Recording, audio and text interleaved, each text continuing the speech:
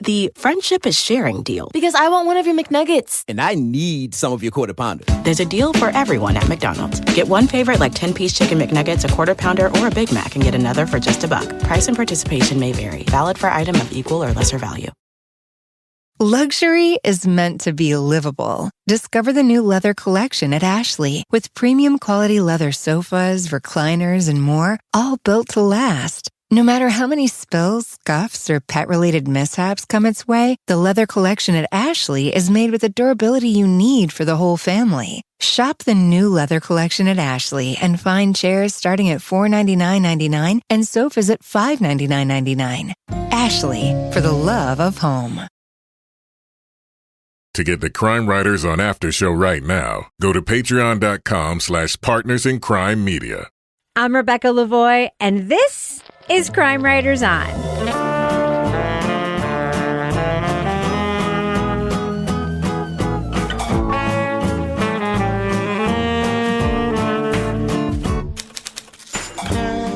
Crime Writers On is the original true crime review podcast that digs into true crime, pop culture, other podcasts. And this week, they were two little old ladies who offered to help the homeless, only to murder them for the insurance money. And bake them into pies. We'll review the latest Dateline podcast, The Thing About Helen and Olga. Plus, you can't become the hottest name in fashion without doing some cold-blooded things. We'll talk about the Hulu series, The Curse of Von Dutch. Joining me to get that done and more is true crime author, TV journalist, and host of the These Are Their Stories podcast, my husband, Kevin Flynn. Hello, Kevin. This episode will definitely go down as having the longest title. Really? Between these two titles, yes. And it's going to stay there. This is the record setter. And maybe the longest outtake. Maybe. We'll see. Stay tuned after the credits. Also with us is private investigator, certified pet detective, resident cat lady, and author of Dead on Deadline, and member of the Exeter Holiday Parade Scooter Posse, Laura Bricker. Hello, Laura. Hello. Yeah. So you guys, this is super exciting. I'm riding my scooter in the Exeter Holiday Parade. By the time this episode comes out, it will have happened. And I also... the local access guys are strapping a GoPro to my chest, so stay tuned. Wow. You know, you should strap it yourself. Yeah. It's so funny. Whenever Laura says this is super exciting, I'm always like, is it? Oh, yeah. To me, it is. Rebecca, I'm going to have a strap on. Oh, no. Oh, my God. Okay, it just got super exciting. Oh, I wow. take back what I just said. I'm sorry.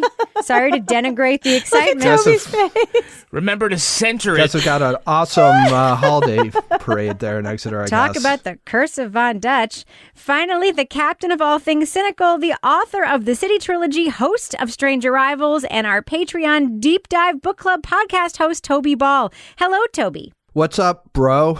Well, what's up is that we have a huge programming announcement, and we should probably make it for a couple of podcasts in case people skip this one because of the long title.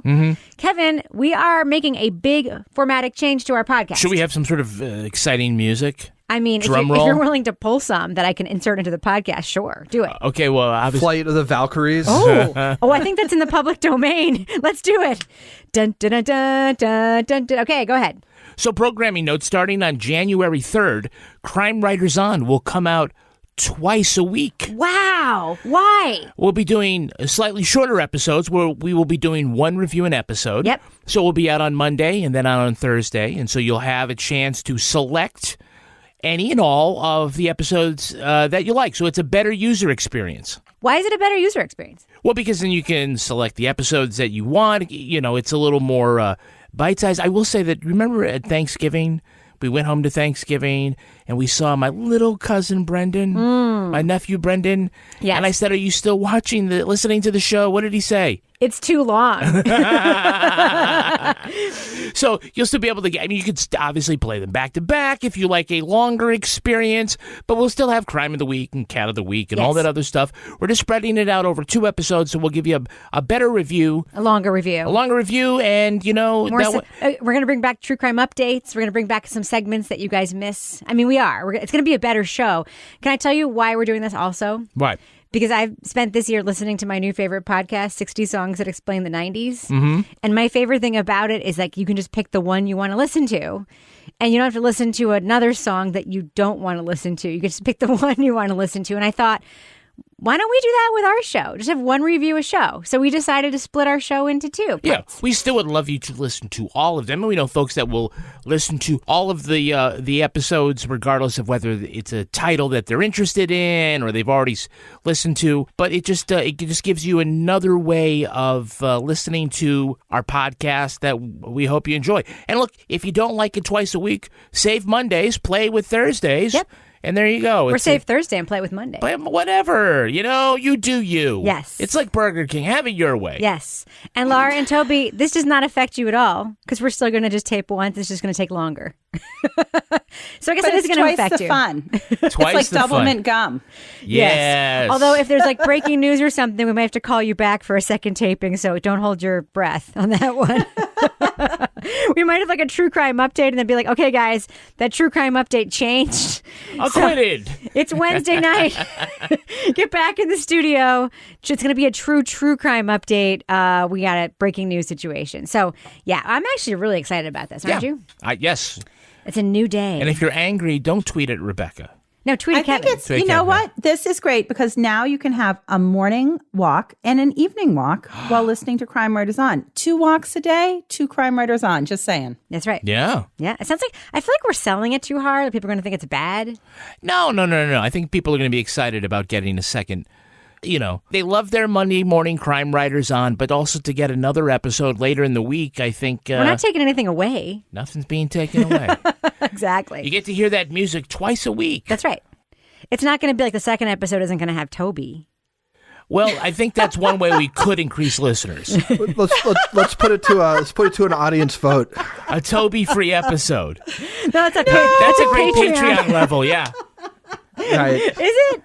Yeah. No, it should be a cackling free episode. Yeah. Like an episode that just doesn't have any of my laughing in it. Yeah. But wait, or any of my shrieking. Yeah. For what it's worth, you can still go to Stitcher Premium and get the ad-free version of Crime Writers On. And we'll see if we can't get a Toby-free version on Stitcher. What about a Kevin-free version? That would be a wonderful world. That would be one. That's just an extra 99 cents. Yeah. It's not a big lift. Yeah. Okay. Well, I'm really excited about this. So that's starting when, Kevin? January 3rd, Monday, January 3rd. Oh, we got to start planning that soon then. Okay. All right. I thought it was going to be easier after the holidays. I guess not.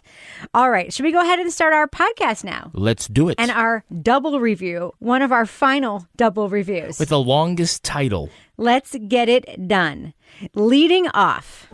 Helen and Olga left their mark on Los Angeles, focused the city's attention on homelessness for a while. But, as you might expect from a Dateline podcast, this is also a story about murder. Helen Golay and Olga Rutterschmidt were 2 seniors who became involved with helping the homeless in Los Angeles. They would identify men in need and provide them with food and shelter, but authorities became suspicious of their philanthropy after one of the men had been run over in an alley. What happens in a normal hit and run? Well, there'd be some lower extremity injuries. Like a broken leg or something? Yeah, or a hip, or something. But his crushing injuries were on his chest and his head suffered massive trauma. Investigators learned the women had taken out life insurance policies on more than one man killed in unsolved hit-and-run accidents. Police formed what they dubbed the Granny Task Force to look into a twisted plot of murder for profit. These are murder suspects that we are going after. Even if all we can charge them with is mail fraud. The bottom line is they're murder suspects. Host Keith Morrison brings his unique style of self-aware cheesiness to The Thing About Helen and Olga, mined from the archives of Dateline NBC. The podcast leans on interviews from its 2008 TV episode on the case, with new narration by Morrison. The show serves an audience not looking for gore nor a serious investigation, but true crime escapism the news magazine has offered for years. Spoiler alert, we are going to be talking about plot points from the 2008 case, The Thing About Helen and Olga. So if you want to remain spoiler-free, go to the estimated time code in our show notes to hear our thumbs up or thumbs down review. Now, Kevin, I have noticed a phenomenon that only exists with podcasts hosted by Keith Morrison. What's that? This is the only podcast I can listen to on 1.25 or 1.5 speed, that sounds exactly the same as it does on 1.0 speed because Keith Morrison's voice does not change no matter what speed you listen to it on. It's incredible. It really is a phenomenon. What is it about his voice? Well, I think this is one where you should really listen to it in regular speed because it has a lot of, as they would say for Pepperidge Farm, nooks and crannies. Yeah, what do you mean? Well, he has a delivery that, like you said in the intro, is self-aware. He understands that he is playing a certain role. He's not Lester Holt. Yeah. He's Keith Morrison. He's better than Lester Holt. Yeah, he leans in, and by leaning in, there's a wink to everybody who watches Dateline. They know he does a lot of his stand-ups leaning on a tree or a bush or whatever the hell. He leans into that. Yeah. And so that's why he can take really bad writing and make it sound entertaining. Yeah. Because the writing is bad. I can't tell if it's intentionally bad to play to his strength as somebody who could pull it off. But it's cheese. His salt and pepper hair was combed straight back from a face that read like a street map of lower Manhattan. The thin line of his mouth bracketed north and south by a mustache and soul patch. This experience is really more about Keith Morrison telling a story. Because, look, this is a case from almost 15 years ago, and they don't have right? a lot of tape. They just have a couple of cops. And They have all the tape that they already recorded. It's just TV. It's like they have, Laura, you also, I'll just say it right now. This is not as good as The Thing About Pam. It's just not. Mm-hmm. But, we got Keith. You love Keith, right? Like, I would listen to Keith Morrison read the phone book, honestly. I love this because in this case, it's like listening to Keith Morrison like narrate like a dark fairy tale. Like all I could think is like Keith Morrison reads Hansel and Gretel. And there's two little women in the woods who are going to take the men and they're going to lead them out there with their offer of a free place to stay and bake them in the oven. And it's hot in that oven. like I can just hear like his voice. Is it? It's a candy house. But It's really hot, like a hot candy, he's the only one who could put the word well in the middle of a sentence. Like, it's a candy house, but, well, it's not sweet inside. The well, comma, it's well. not sweet inside. But you guys, I want to go back to Keith Morrison real quick because one of the things I was thinking as I was listening to some of the lines, and I want us all to pick our favorite Keith Morrison line was, do you think they have like a little contest amongst the interns at Dateline of like, who can write the cheesiest line for Keith Morrison that he can pull off? I know the one you're going to use because I think it's mine.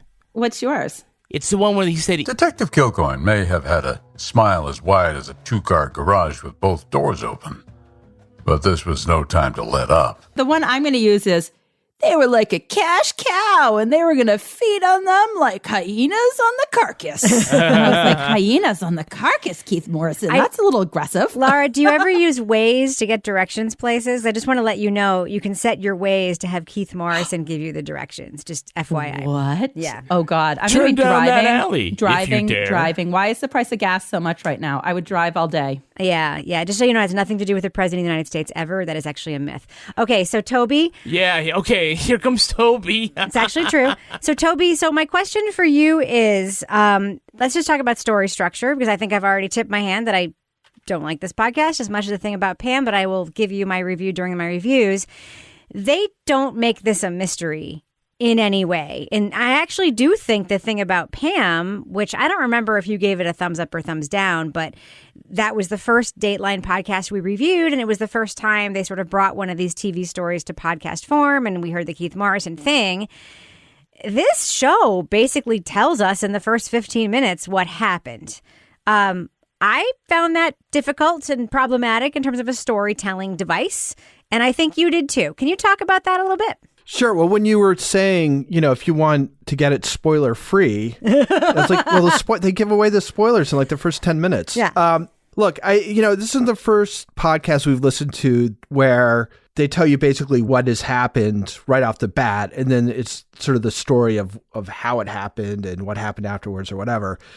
But usually there's a reason for that. I don't know why they think that this story is interesting enough to carry 6 episodes when you know what the ending is going to be.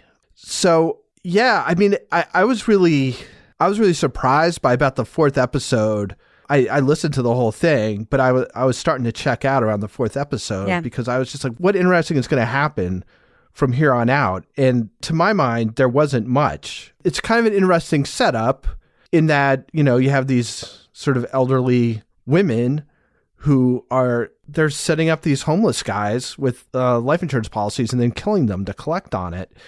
And I guess that's a kind of an interesting story, but that's it. Like, there's almost nothing else to it unless I missed something. Yeah. Once you get past that, it's all, there's this long investigation and this thing about the car and the trial. And it's just... I will say, the thing I hate about these podcasts, Dateline podcasts, the trial episodes, just don't do them anymore. They're so boring. I mean, there was one interesting detail in this whole trial episode.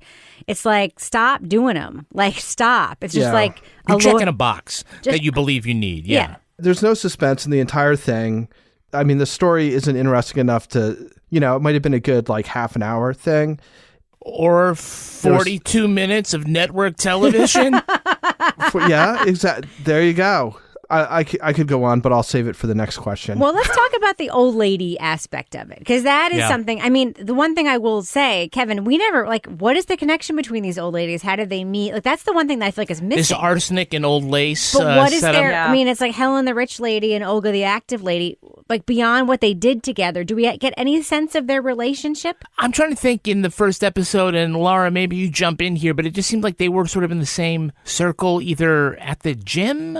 Wait, yeah, I think that's right. Yeah. Were they go to Slimmins together? Slimmins. I felt like they volunteered together at the homeless shelter or no, something. No, they went to the homeless shelter to get these guys. I don't think it could have been they were at the homeless shelter and they said, hey, I got an idea. I don't think so. I wasn't clear how they met. Yeah, they don't really. I think they say they met it at the gym. Yeah. Because they're buff. I'm just assuming it's Slimmins, by the way. That's my projection.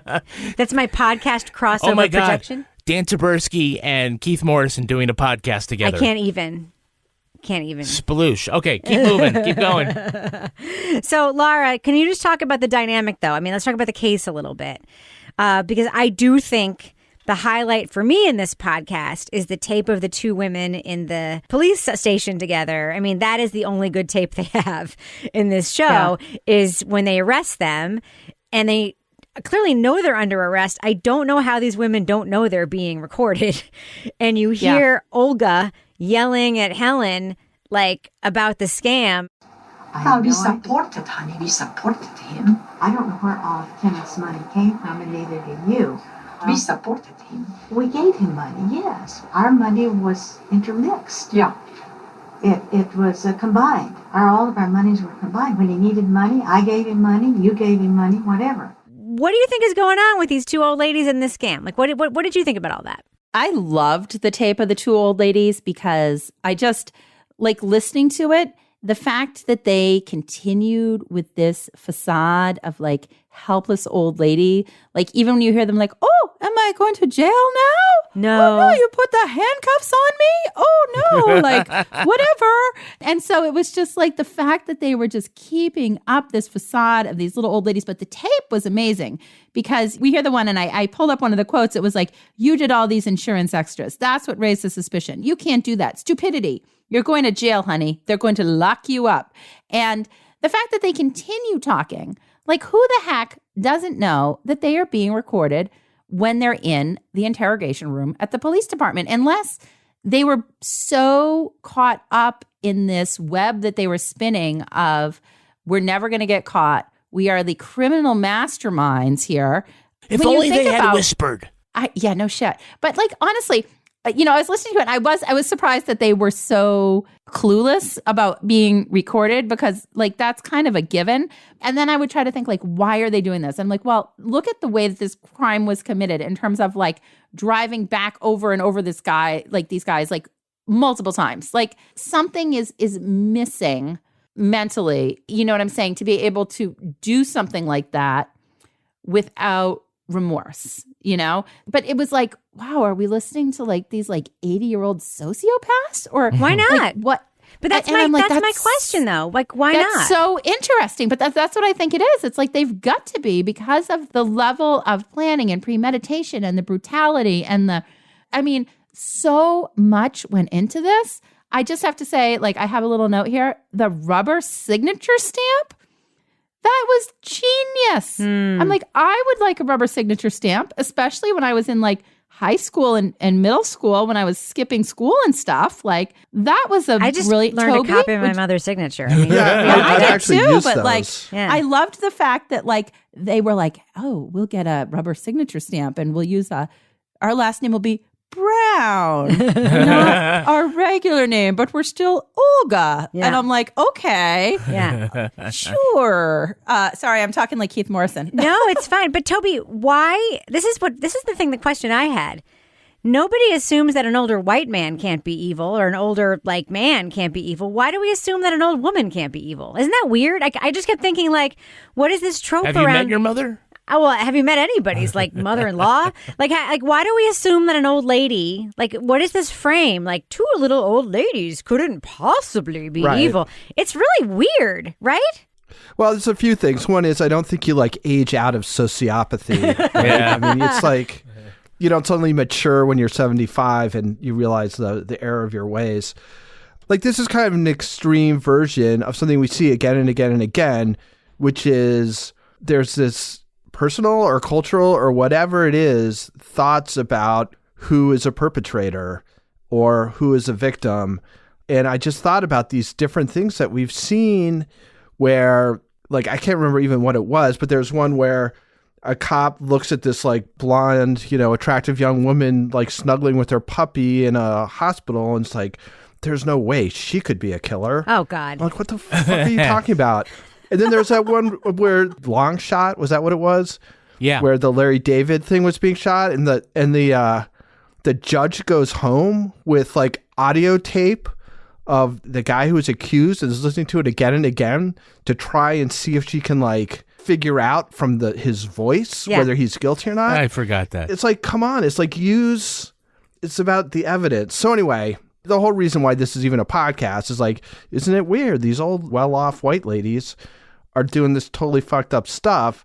It's just all about like our expectations for what are the kind of people who would do this stuff. And because of their class, their race, and their gender, and their age. Correct. It's like it couldn't be them. Correct. It's also a big story because it happened in Los Angeles, I believe. If this happened in Duluth, it would still be a horrible crime and whatnot. Yeah. But the media market there isn't like going to have the hotline to the Dateline NBC office, get their producer on the line and say, this would be a great thing for Keith to come around and walk around this alley. Yeah. But also, I do think Toby's right. If you change one factor, if they're poor, it's not a story. If they're black, it's definitely not a story. Mm-hmm. If they're black, it's just like they're villains. Like, throw them away, right? I mean, I do think Toby's right. The fact that they are well-to-do and white, it completely like puts them in a different... So the peculiarity of it is what makes it newsworthy. What makes an adorable pair of white old ladies? It's right. But if they were a pair of black old ladies, we'd be like, look at those criminals. Yeah, but it's not peculiar because it's like, could it ever happen? It's peculiar because that's not what we expect. Right. Yes. As a narrative. Right. Correct. So, Kevin, can you talk a little bit about the insurance investigators? Because in some ways, they are the best investigators. This guy, give it up to the insurance investigator, R.I.P., I forget the guy's name, he did pass away. But this is the reason why we have capitalism, because the man does not want to give you any money if he doesn't have to, so he'll hire somebody to go out and check up on your ass to make sure you're really dead. And so it really worked out here, because the guy just started nosing around, and what ended up being a financial crime at first, he was able to peel the onion back and get law enforcement involved, and this is how we wound up. I want to talk about the whole podcast itself is interesting because, first of all, the naming of it, right? We had the thing about Pam, who was a big hit, so now they're going with the thing about Helen and Olga. For the record, Toby, Kevin looked it up. You gave thumbs up to the thing about Pam. It was a tepid thumbs up, but it was a thumbs up nonetheless. Right, so you're like, okay, it was good. So Sorry, we got the branding thing going here, right? We've got the selection of an older story. This is not something that's going to be an upcoming Dateline NBC episode, so it's not building towards that. See, their goal here does not seem to be like plant a flag in the podcast ecosphere and get a lot of advertisers and then sell it to make a movie. They're not doing it like what Wondery would do. They're thinking very carefully about making this a marketing product, which is why it is the exact flavor of Dateline.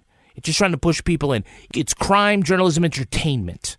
You're not going to get a deep dive. You're not going to get something like believe her. That's going to be cutting edge and hard hitting. It's just this light, soft, look at this crime with these old ladies, pass the popcorn. It's basically like using content they have to make more money. I mean, it's actually really smart. It's universe expansion of Dateline. Yeah. No, Rebecca, you're totally right, because like clearly they did this case like years ago, and what they're doing is they're going through all their old cases and they're like, which case is going to be a good podcast? Yep. And they're like, well, this one is a good podcast. Yep. Okay. They had a meeting and they said, what's your favorite episode? And they went around and said, okay, let's pull all the raw tape. What's like Pam? Yeah. Pam was successful. What's like Pam, right? Well, yeah. But the difference was Pam was going to be an upcoming episode on the TV show. So it had this synergy, right? This is just, let's pick something so we can make a podcast out of. And they picked a good case to talk about. But, like I said, it's pretty simple. Yeah. I have one question for you, Laura, procedurally that I found interesting. Yeah. So during the trial, there was a hung jury on Olga, but not on Helen. And the judge did a weird thing where he let the lawyers do a second closing argument to try to unhang the jury. Have you ever heard of that before? I have never heard of that before. And as I was listening to that, I was like, oh my God, somebody is going to contest this. Yeah, I would. This is so unusual. And they did. Honestly, I'm not a lawyer. I don't know what the actual legal standard is for doing something like that, but I have never seen something like that. Personally, I would like to hear, even though I know that that's not sort of the narrative storytelling style of these Dateline podcasts, I would have liked to have heard from an attorney on some side of this as to what is the standard. It's like when we hear about somebody doing like an Alford plea, like somebody usually explains it, like what's an Alford plea and why are we doing this? Like, what the heck? You have a hung jury and the judge is like, yeah, we have a hung jury. We're going to have another closing argument. Like, that doesn't even make sense to me. So it was highly unusual. I would have liked a little more context, and also then resulted in both of them going off to the clink. So I would be curious how that played out in the post-conviction appeals process. Yeah.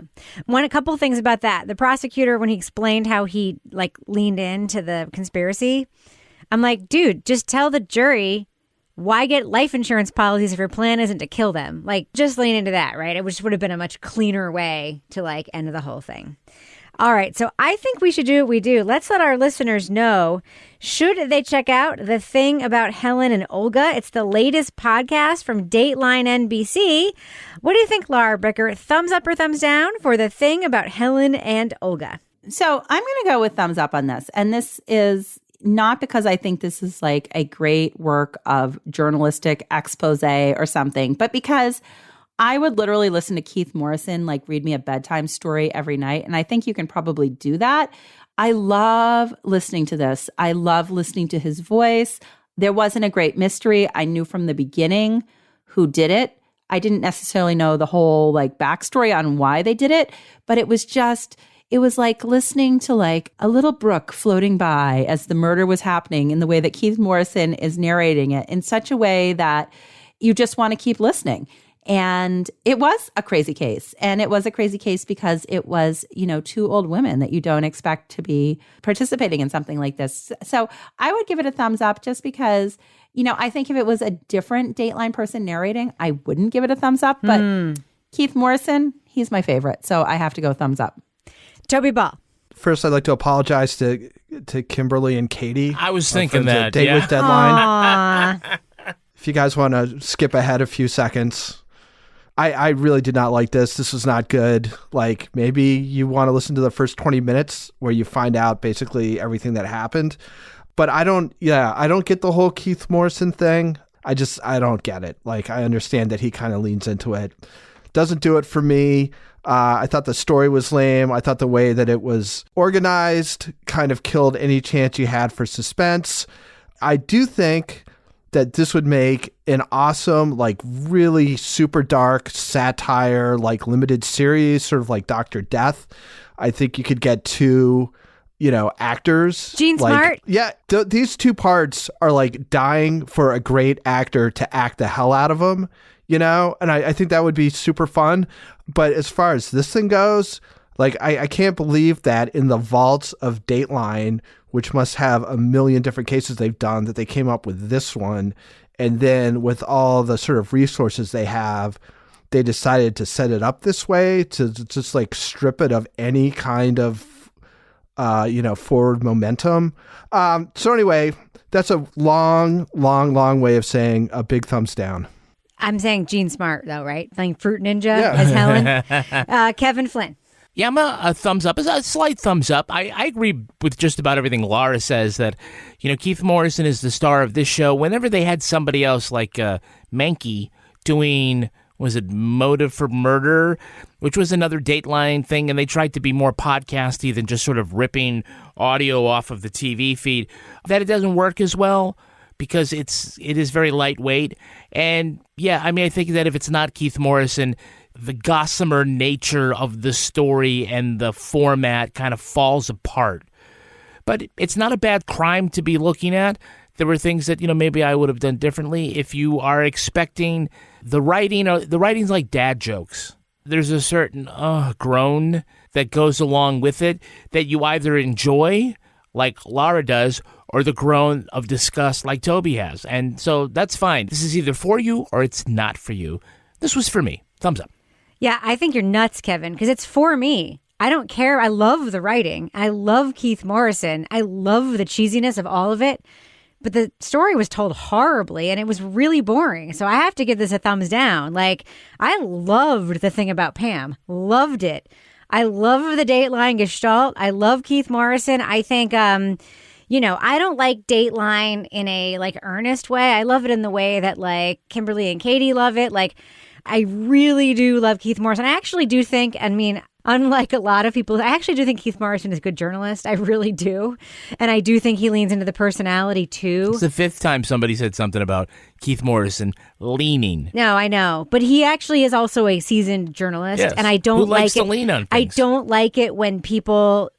There's a thing about people shitting on TV personalities, like they're not journalists. He actually is a seasoned journalist who has now taken over this role as TV personality too. And it is easy to forget that he's also a seasoned journalist. I really respect and love Keith Morrison, and I love the personality that he has come to be. I love his delivery in this podcast. I love what he does when he narrates. This story could have been told well. It was told really poorly in this podcast. It was maybe the wrong selection of story for this podcast, and I thought it sucked. I have to give it a thumbs down. Wanted to like it, didn't. I think you guys are nuts for giving it a thumbs up. Big thumbs down for me for the thing about Helen and Olga. Toby, totally on your side on this one. Ooh, fighting words. Wow. Toby. Oh, my goodness. Wow. Look at Toby. He's like, yeah. In fact, showing us the armpit. It's like, I hate you motherfuckers. Just kicking back, enjoying the show. Do you ever meet someone who seems kind of off? Whether it's a creepy neighbor or a random phone number that keeps calling you, Truthfinder has you covered. You can search for people by name, address, phone number, email, and more. Truthfinder can be especially helpful for running confidential background checks on anyone you're planning to meet from online dating apps. Go to truthfinder.com/podcasts for a special offer. That's truthfinder.com/podcasts to access your special offer today. The friendship is sharing deal. Because I want one of your McNuggets. And I need some of your Quarter Pounder. There's a deal for everyone at McDonald's. Get one favorite like 10-piece chicken McNuggets, a Quarter Pounder, or a Big Mac and get another for just $1. Price and participation may vary. Valid for item of equal or lesser value.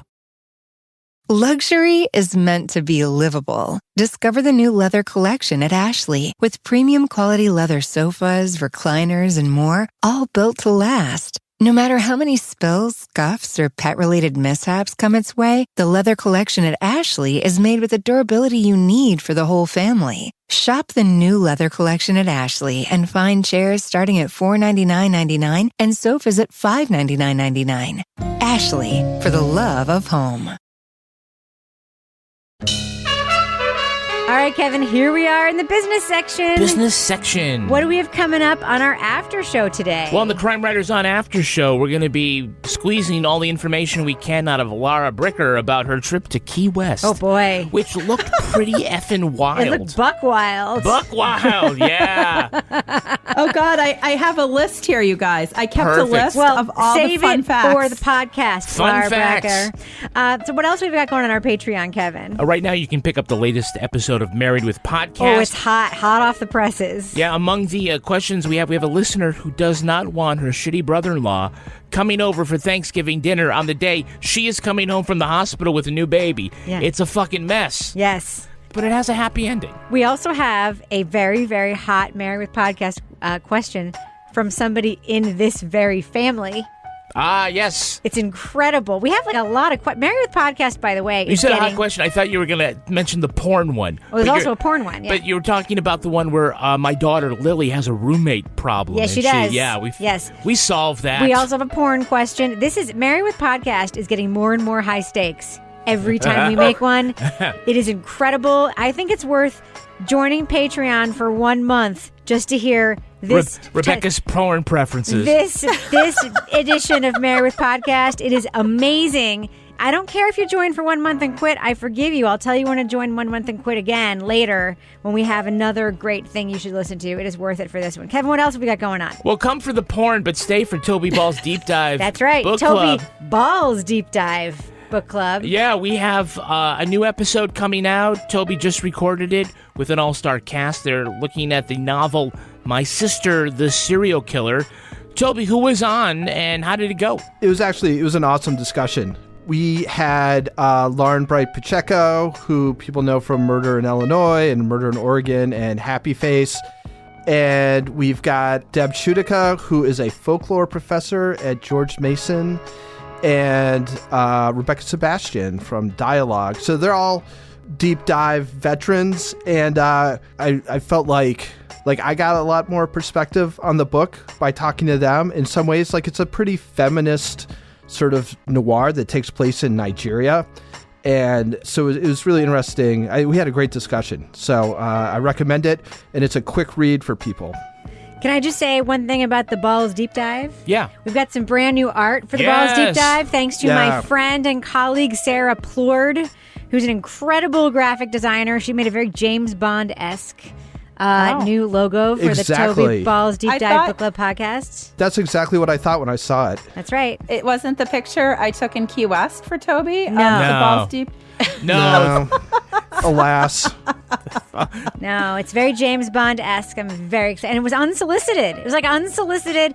Oh, yeah? 11 o'clock at night. She's like, been playing with something. Boom in my text. So I was like, whoa. Wow. What is going on with the fountain pen and the lady diving into the Balls Book Lake there, James Bond? It was incredible. I think it's a Rorschach test. Albert and you're Broccoli. When I first saw it, I was like, is that a butt?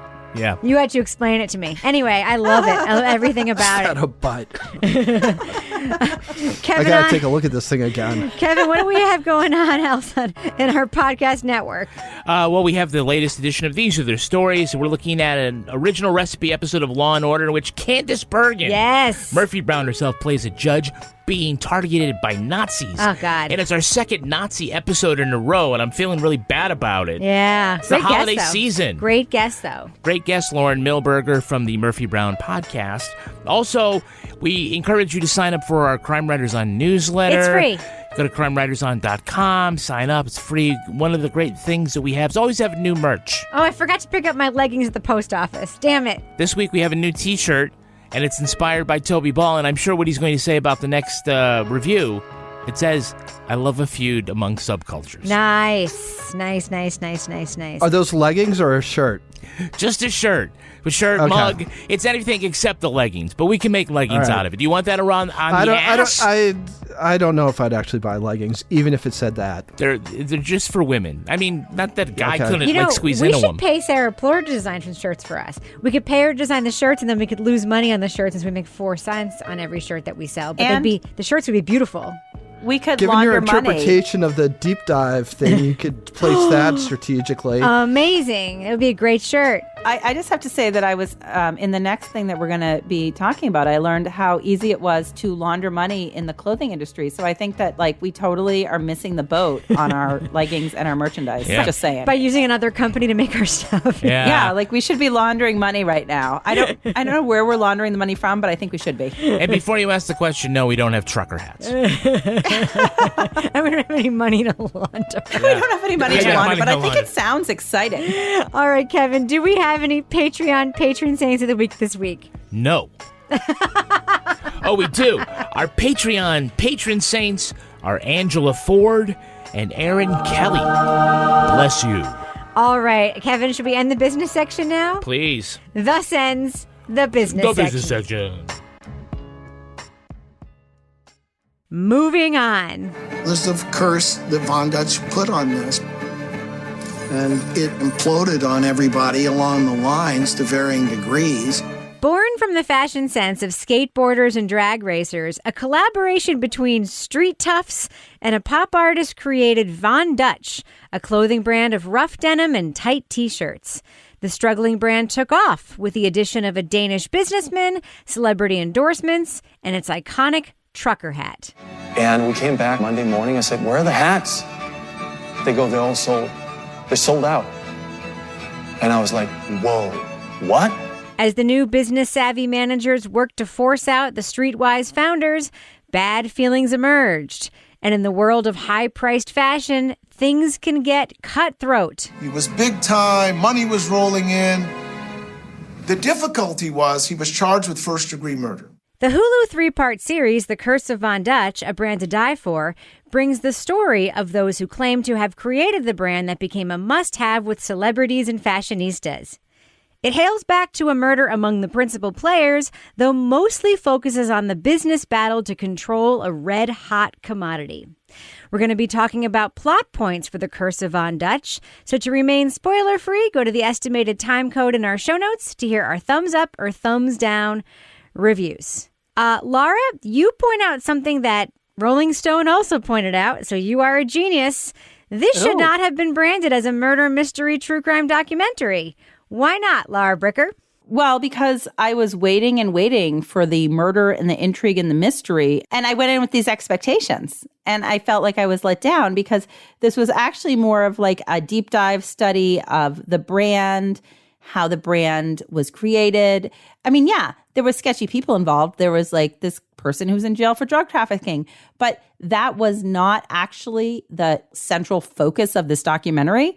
And it was almost like a bait and switch to me, honestly. Like, I felt like it was a bait and switch. Like, I read the description. My son has been like getting the previews because he's always on the Hulu. And I was like, that's not what this was. And I think that because true crime is so popular, that was sort of the hook. But the actual story that they told was very interesting, but it wasn't actually a murder mystery to me. Hulu promised us a true crime with Sasquatch. Fool me once, shame on you. Hulu gave me Curse of Von Dutch. Fool me twice. I will shame say, on me. Oh, God, I forgot about Sasquatch, and that was another one. Yes. It's so funny that when this started, it's filmed so beautifully. And so was the Sasquatch thing. Remember when it first started? The visuals, yeah. Yes, I was like, oh my God, this reminds me so much of the Sasquatch thing. And it's like, people are so colorful. Like, I wonder if it's going to deliver. So, Kevin, you had thoughts about that, right? Yeah, even though this is not really true crime, I got to say the first two parts were told really well. In fact, I thought it was very sort of fun and breezy to start. The documentarians do a lot of interesting things. There's that montage of everybody throwing the hats in the beginning. It does some little things that are really gold, but it certainly falters by the third episode where they try to get into the crime and squish the square peg into the round hole, and it loses not only the story, but the storytelling joie de vivre that it had. So even though it's not a crime story, a lot of it was still entertaining, but I even wrote bait and switch on my notes too. So I think the framing was not great, but I actually really enjoyed what the story was actually about, and I think Toby did too. Toby, I kind of feel like we're on the same page. Should I tell you your first note? And that would have been my first note as well. Would you like to share what you think this documentary was really about? I believe my first note was that it's about capitalism. Yes. And it's kind of about how the bigger fish eat the smaller fish. Yes. It's like a medium-sized fish eats the really small fish, which has the Von Dutch, and I can't remember what that guy's name is. You see him at the beginning, and he feels the need to lie on a bed to be interviewed. That's for some Ed reason. Boswell, the artist. The guy with the bad pillows who has one like Aztec pillow and one like bad sofa patio furniture pillow. Like in your neck. In the neck. Don't tell people that you invented and you created the Von Dutch clothing line, and tell them what really happened.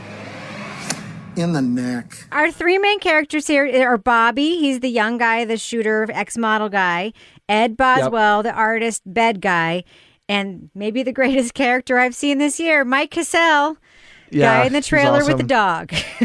Who needs to smoke some crack. So Mike sees Ed, who literally like has a table or a booth at some show or something, and is like, this is what I want. I want this Von Dutch brand. I want your patches. And he turns it into a little something, but he's like, he's a medium-sized fish. And then Tony comes along and he's a bigger fish, and he's got money and just forces him right out. Each person who kind of gets eaten, as you would imagine, is frustrated and thinks that, they had the original vision and that they were betrayed. Because they were. Yeah, they were. But the reality is the Von Dutch that everybody knows is what happens when it gets taken by the really big fish, and they put money behind it, and they kind of sell out all the values, but are able to establish it as this sort of hot brand briefly. What values? Were they betrayed? First of all, yeah. I don't think Mike is full of shit. I don't. I love Mike. Yeah, we see Mike doing a bunch of drugs in front of us, but who cares, right? Oh, he's in pain. Physical pain. He's got a lot of pain. And he's got a dead dog, Rebecca. I would do drugs if I had a dead dog on the couch next to me. Oh, the dog was able to get up on the couch just fine, Laura. Come on. He was fine. Pet detective. I mean, Mike, everyone was terrified of him, and he was like, yeah, I was a drug kingpin, whatever. That's really interesting, because I made a note of that before we see him, everybody's talking about what a scary guy he is. And then we see him like they build up. So smart. That he's in a wheelchair. He's humbled. He's in a lot of pain. We see him having to smoke some hard drugs just to be able to function. But the idea that he is or was Scarface, terrifying. For some reason that doesn't come through, and I don't know if that's a miss or if that is intentional. He says he was. He built the band in prison. He built the brand in prison. Right, but did that guy seem like a scary cut your actual throat guy? Yes. You know what he seemed like to me? Okay. I thought he was. You know what he seemed like to me? He seemed like a guy when he was young, he was probably terrified. You know how people ate? Yeah. Now, unlike sociopathy, there is a thing that like a lot of people who commit a lot of crimes when they're in their 20s and 30s, they do in their mid-30s, like 40, they do actually age out and they mellow out. Like, he's like that kind of guy. Yeah, even Jordan had to retire. Like, it's like every rock band. Yeah, it's like they get soft when they get to like 45 or 50. Yeah. They just want to do the hits. Yeah, and then you collaborate with like Rihanna or whatever on a song. Yeah, he was that guy. I loved him though. I thought just the way he talks, in that, unlike Bobby, who has a lot of braggadocio, full of shit, Bobby.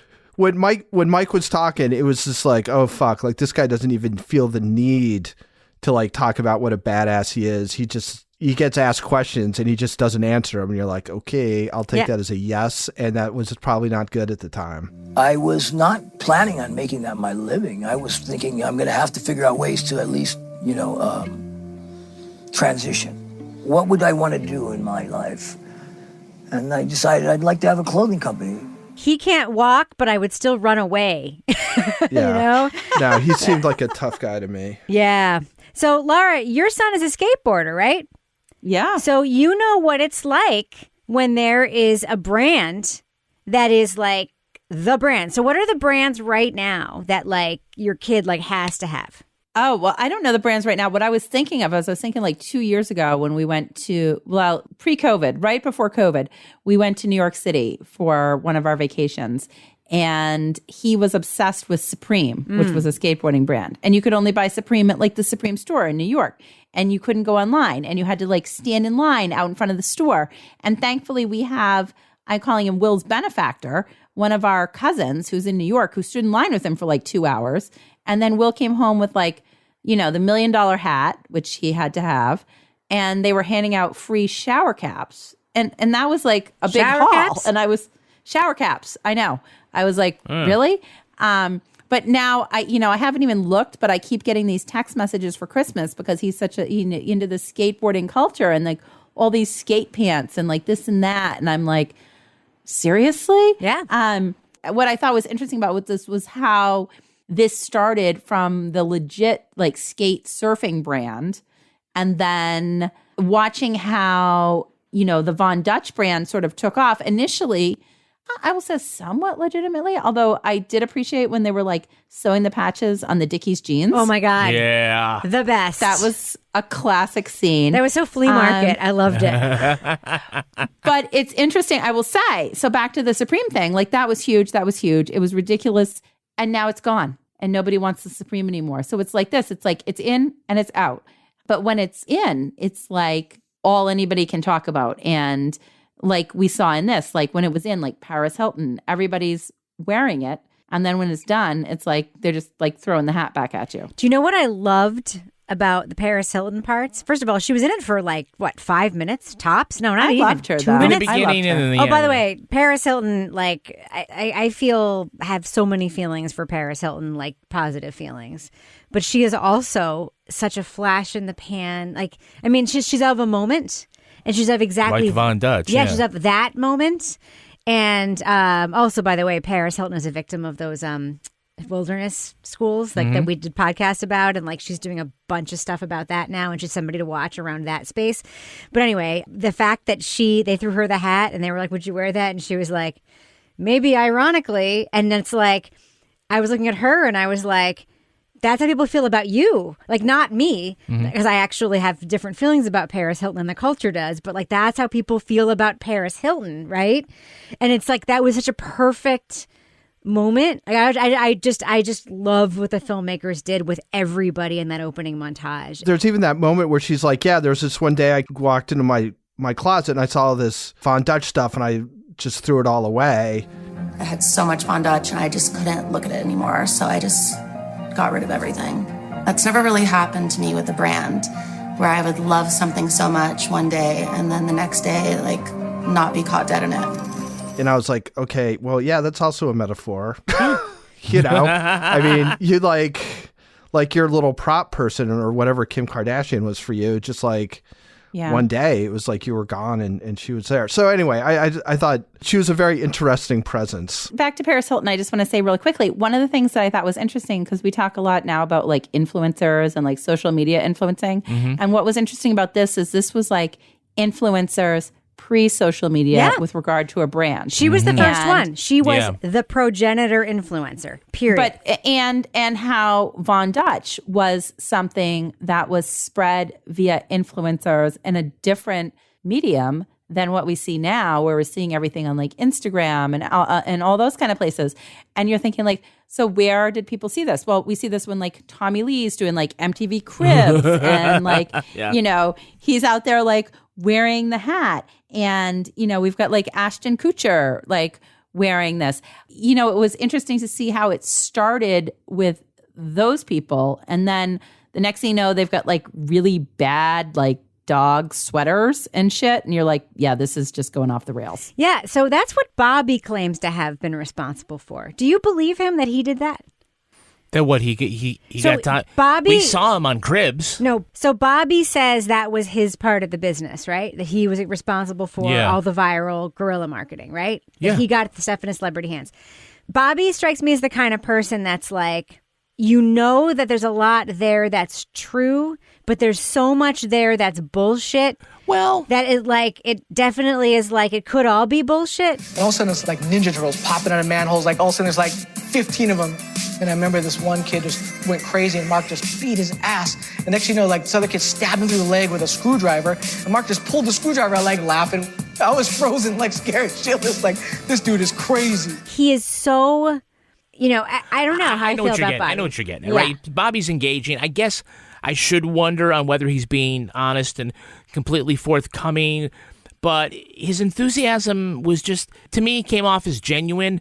The way he was telling his stories, not like KC in American Vigilante. Oh, Jesus. I mean, I guess we can question anybody's motives and stuff, but like it doesn't come off to me like he's just making stuff up when he's getting up off of his seat and having to walk around and start, imitating and emulating stuff that was going on. Is he the kind of guy that I would want to, invest a lot of money in a business? No, but did I think that, he had a lot of feelings about, what happened and had some remorse, but also had, some crazy fucking times? Yeah.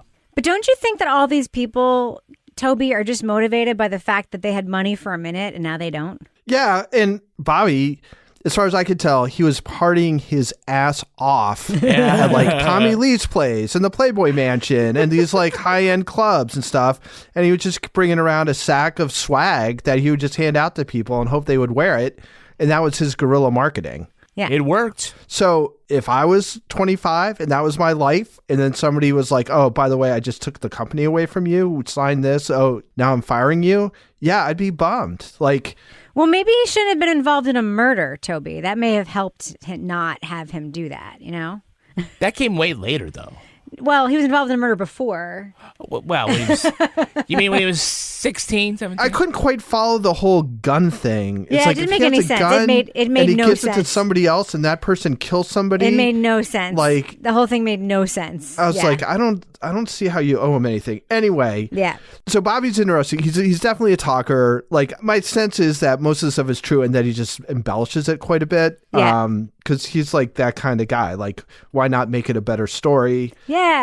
I mean, I'm like that, so I can't really blame him for that. But I think, Mike's the star. He's such an interesting character of a guy who, was a drug dealer and spent time in prison, is also kind of this just has some insight into fashion or something. He has insight into fashion, but he's so smart. Right? Yeah. Like his way of even stringing thoughts together when he's talking, even after he's doing hits off his smoking crack and yes, unbelievable. He was so with it. I'm like, man, it leveled him out. Yeah, I mean, if I were better, if I were that smart after smoking crack, I'd consider it. I'm just saying he was unbelievable. I don't want to know Mike, but I also want to know Mike. I mean, that's how I felt about Mike in a way that I haven't felt about somebody I've seen in a documentary like this in a long time.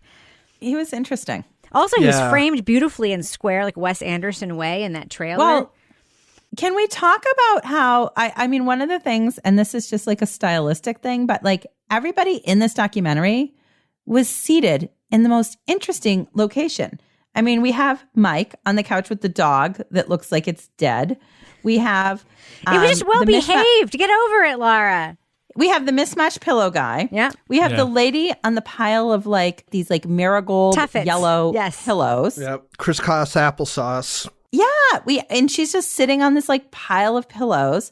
We have the lady who did every drug imaginable, who's sitting in her nice couch. Her beautiful home. I did meth, crack, and her whatever. Beautiful home. Yes. I thought it was really interesting the choices they made of where they filmed people. And then we have Bobby, who's in this sort of industrial warehouse who just keeps hopping up and doing his whole thing. But I thought it was, I kind of enjoyed these random locations and random poses and random things that they had around the people when they were filming in this. Well, this is what I was saying. I think there's some interesting visual choices that the documentarians made. Let's take that separate from the story that they picked and how they told it. I thought visually they did some things so it wasn't by the book. They didn't check off usual thing A and usual thing B. They had a couple of things that ended up making the story about the business, embellished it in a way that achieved an effect. And I really liked that. There were other issues I had with the documentary overall. One is that, well, this really isn't a crime story, even though we were set up to believe that.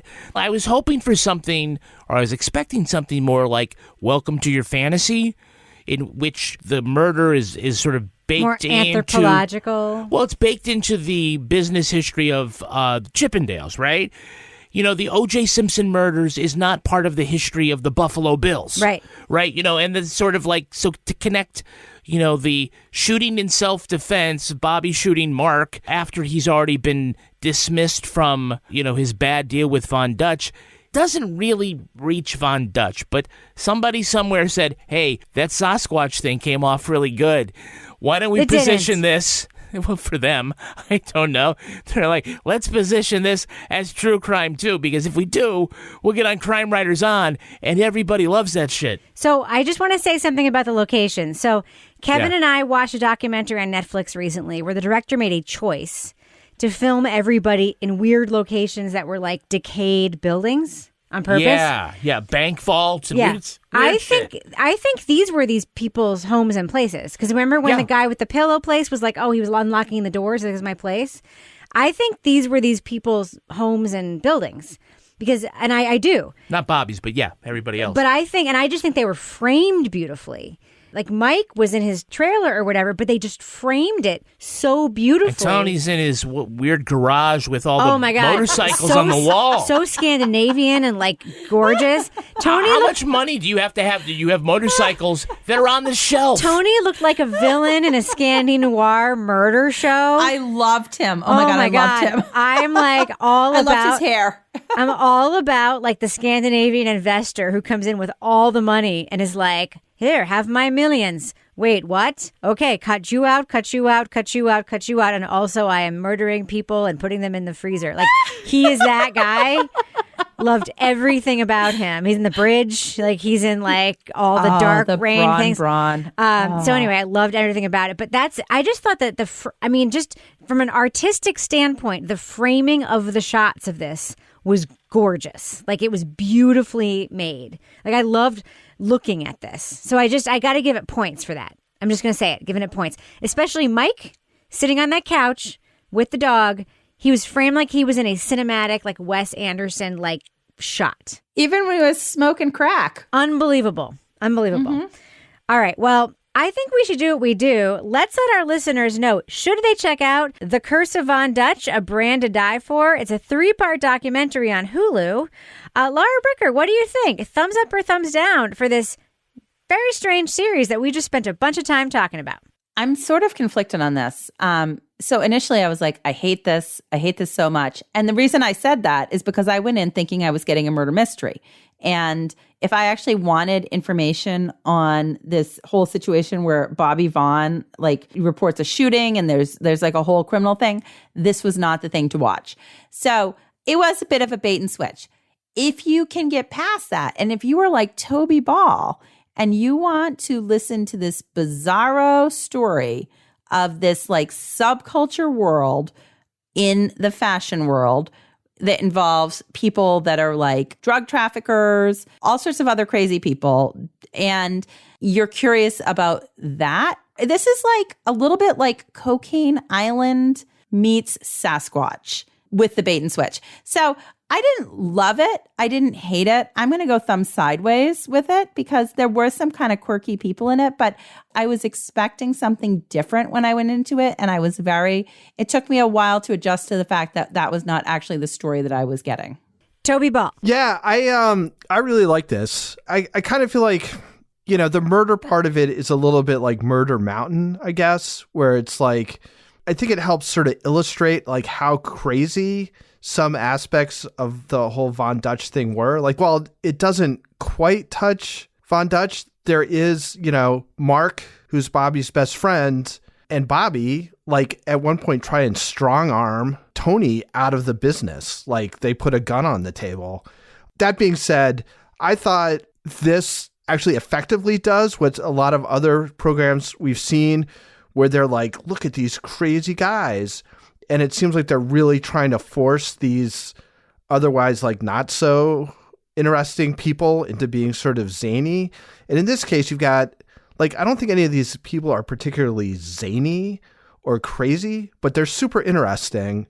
And they're not the kind of people that you would normally expect to see in a thing about the fashion industry. It's got some insights about different things. And I think, again, like one of the big things, it's about capitalism, and it's about, in the world of money, what counts. and what comes out on top.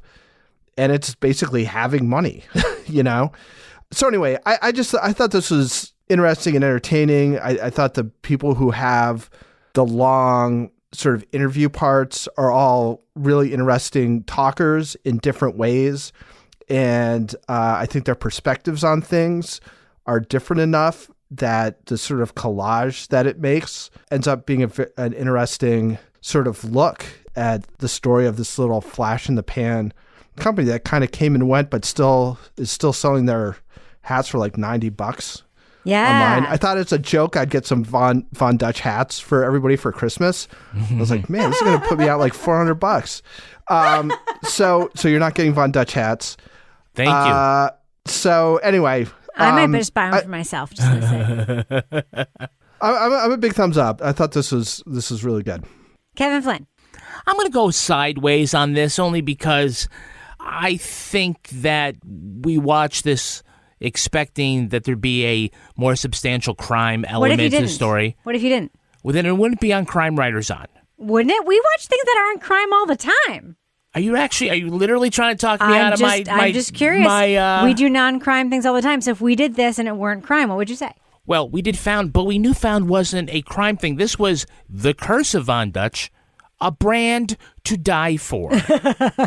Right? So not being subtle about it. Look, as far as a business history with a bunch of colorful characters who end up doing each other dirty, it's like the best VH1 behind the fashion music they've ever done. That's really good. The first 2 episodes I found very entertaining in that way. But as we said, the documentarians made a lot of interesting visual choices too. It was fun to go along. When they finally tried to squeeze this into a tangential crime to sort of justify the whole thing, the way that they started telling the story fell apart and it wasn't great. So, it's a huge disappointment as a crime documentary. It's not so bad as a fun business documentary. That's why it just goes sideways. Okay, so I watched the first 2 episodes, and I think the thing is beautifully made. So I watched the first 2 episodes, and I was like, this is not a crime thing. And then I read this Rolling Stone piece about how this is not a crime thing. It's about capitalism and fashion. And then I watched the 3rd episode and I was like, oh my God, this is really fucking good. So I'm giving it a thumbs up. I think it's really fucking good. And I think the people are super interesting. And Mike Cassell is worth watching it for alone. And it's beautifully made. And I think that just because you watch something and you expect it to be one thing and it ends up being another thing is not a good reason to give it a thumbs down. So I don't know what you're talking about. So thumbs up for me. Don't give it a thumbs down. It's not a good reason to give it a thumb sideways. So I'm going to give it a thumbs up. My thumb sideways if you want it. Yeah, I'm giving it a thumbs up. Curse of Von Dutch, whatever the hell it's called, blah, blah, blah, blah, blah.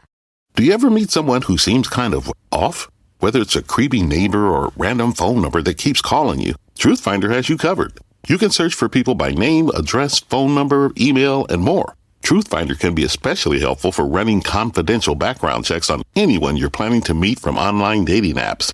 Go to truthfinder.com/podcasts for a special offer. That's truthfinder.com/podcasts to access your special offer today. The friendship is sharing deal. Because I want one of your McNuggets. And I need some of your Quarter Pounder. There's a deal for everyone at McDonald's. Get one favorite like 10-piece chicken McNuggets, a Quarter Pounder, or a Big Mac and get another for just $1. Price and participation may vary. Valid for item of equal or lesser value. Luxury is meant to be livable. Discover the new leather collection at Ashley with premium quality leather sofas, recliners, and more, all built to last. No matter how many spills, scuffs, or pet-related mishaps come its way, the leather collection at Ashley is made with the durability you need for the whole family. Shop the new leather collection at Ashley and find chairs starting at $499.99 and sofas at $599.99. Ashley, for the love of home. Now it's time for my favorite part of the podcast, a little something I like to call the crime of the week. The judge in the Ghislaine Maxwell trial has dismissed one of the jurors who claimed to have a hardship. The juror said his husband sprung a surprise Christmas vacation on him. He asked to be excused because canceling the trip would be a financial burden. The getaway would have overlapped with 2 days of testimony. Attorneys suggested recessing those 2 days so he could stay on the panel. Instead, the judge granted the request, so the case now has 12 jurors and 5 alternates. We can't say whether the trip truly had been in the works or whether it's just an expensive ploy to get out of jury duty. Now, panel, can you come up with your own holiday-themed excuse to get out of jury duty? Laura Bricker, what do you think? Well, I'm having a holiday-themed tea party with my cats. Oh. And cats are super temperamental, and if you change their schedule, it's very disruptive and upsetting to them. Your so Honor. I really need to keep the tea party on schedule. That's right. Yeah. Toby Ball, what do you think? Can you come up with a holiday or recreational reason to get out of jury duty? I've got to shake the nutmeg into the eggnog. Kevin Flynn, what do you think? Well, Your Honor, the sun was hot that day, and I said, let's run and we'll have some fun now before I melt away. Oh, that makes me so sad. Every time I hear that song, it makes me want to cry. Thumpity, thump, thump. No, it's not like Puff the Magic Dragon. Oh my, don't even get me started. I can't, don't. Puff All right. the Magic Stop it. Dragon. Don't. It's about marijuana, Rebecca. Yeah. No, when the scales fell like, no, Little spring. Jackie Paper. All right, we should probably end it on that note. But before we do, Laura Bricker, do we have a cat of the week this week? We do have a cat of the week this week. And we also, before that, I would like to say we have a Richter scale member of the week. We do? Yes, Jill Bunting from Alaska visited Exeter last weekend. On her way from Bar Harbor back to Boston, she and her husband stopped in Exeter, came to Water Street Bookstore. It was amazing. So she is the Brichter Scaler of the week. Nice. All right. Yeah, because like Alaska, I think that's amazing. And she was awesome also. So the cat of the week this week comes to us from Christy Sculo, and the cat's name is Cheetah, spelled Chitah. Ooh. And it said, and Cheetah is looks kind of like a disco cat. Like there's a whole outfit, maybe like a court jester. It says, my mom told me if I wore this, I'd have a real shot at cat of the week. I'm simultaneously plotting my mom's death. It will be a 4 thumbs up podcast. Even Toby will love it. And envisioning my own line of crime writers on leggings. Help a cat out. Signed, Cheetah. This is Cheetah, a psychedelic looking cat. That's like a cat on acid. Yeah. It kind of is. So I'm all about Cheetah, cat of the week. Super awesome. All right, Laura Bricker, if folks want to attract your attention with their cats or dogs or any kind of animal to be cat of the week, of course, they can email them to us at crimewriterson@gmail.com or post them in our Facebook group. But say they want to tweet them to you. How can they do that? They can find me at Laura Bricker on Twitter.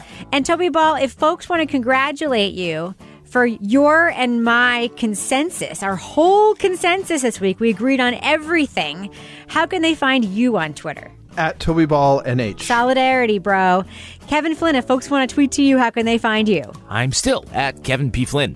And if you want to follow me on Twitter or Instagram, you can find me at Reb Lavoie. You can follow the show on Twitter at Crime Writers On. And I encourage you to join our amazing community in our official Crime Writers On Facebook discussion group. We've got a regular Facebook page. Go there and click join the group. Support the show at patreon.com/Partners in Crime Media. You'll get the Crime Writers On after show right now. Plus, Married with Podcast, Laura Bricker's Leave It to Bricker podcast, and Toby Ball's Deep Dive Book Club podcast. Our theme song was composed and performed by Ty Gibbons. Our line editor is the very astute Olivia Burdett. The executive producer of this program is Kevin Flynn. This show was recorded in the Yoga Loft above the Bodega in Bay St. Louis, Mississippi studio, otherwise known as Studio C, the closet in our New Hampshire basement where we keep track of all the celebrities wearing our Crime Writers On leggings. Yes. On behalf of all the crime writers, thanks so much for listening. We will catch you later. Later. I have a story to read you guys from Slack at work today. This is my coworker put in the work Slack a note from his grandma that he received. Should I read it out loud? Yeah. Great. I will need your assistance as I am getting porn in my spam email, which I believe happened when Googling Dick's Sporting Goods. Funny, but not funny. Haven't opened anything, but don't know how to opt out.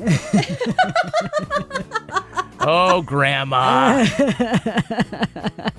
I told him the Henry That's story. what you get for Googling dicks. I told him the Henry story. When Henry was a kid, and he was going through his very short airsoft phase, and we had to go to Dick's to get him a new mask so he didn't lose an eye. We walked into newly constructed Dick's, like in Newmarket. We walk in, and he goes, "Mom, Smells like brand new dicks in here. Very loudly. What do brand new dicks smell like? Dicks, apparently. Yeah. Toby? The fact that I was just thinking there was one time when Jake was pretty little, we were at a bar actually at the Portsmouth waterfront, and I had to change his diaper, and I was in the bathroom and it wasn't very convenient and stuff.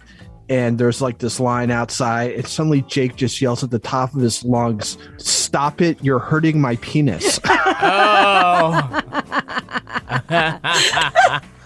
And nobody came to his awkward. rescue. Yeah. Yeah. Imagine being like the marketing person who worked for Dick's, and when it became a big box store, nobody was like, maybe we should change the name of this place that is mostly for adolescent boys and their parents bringing them here to buy soccer gear. Yeah, well, I'm sure the guy, Richard Smith, who was the CEO, who wants to have that discussion. Yeah, okay. Item number 7 on the agenda. I just kind of want to bring this up and just kind of throw it around. Yeah. The name. What's wrong with the name? Nothing, Dick, but It's like, okay, just it's like New Hampshire's favorite congressional candidate. Dick Sweat. Dick Sweat. my sister, and I can't believe I lost this, sent me a correction from the Burlington Free Press that said we incorrectly identified Richard Weed. His name is not Richard. Sorry, Dick. This guy's name was Dick Weed.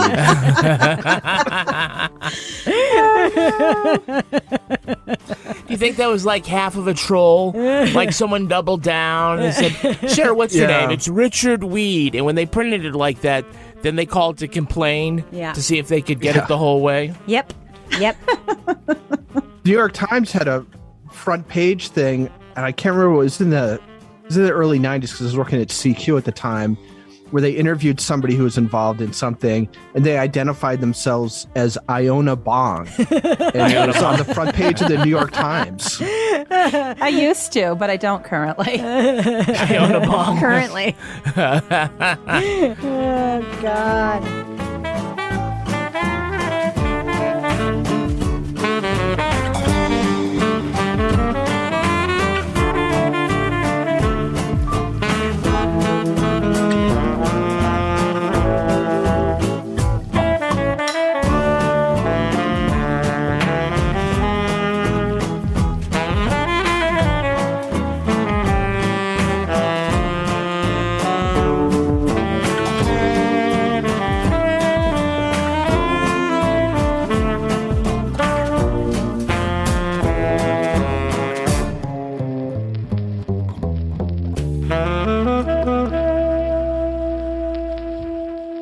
Partners in Crime Media.